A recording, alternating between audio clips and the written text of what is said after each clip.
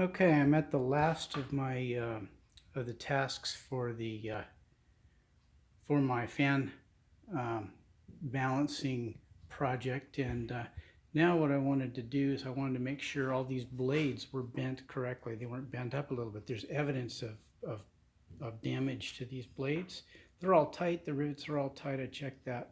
So I took my balancing scale and I added a bearing here and a bearing mount, just made out of some old cherry I had, and then that fits in the socket that goes into that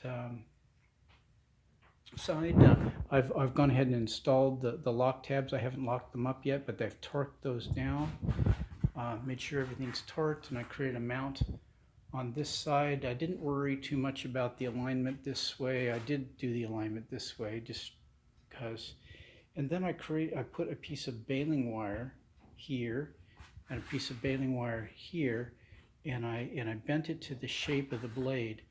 The idea being, if I can come here and watch those two pieces of baling wire as I turn the fan, I can see exactly how much clearance I have on both sides. I'm not going to worry too much about the shape of this curve here. I'm going to more worry about the differential between this blade and this blade. Physics tells me that, what I remember from it, that it doesn't matter what the shape is so much as the differential in the two blades, but maybe I'm wrong.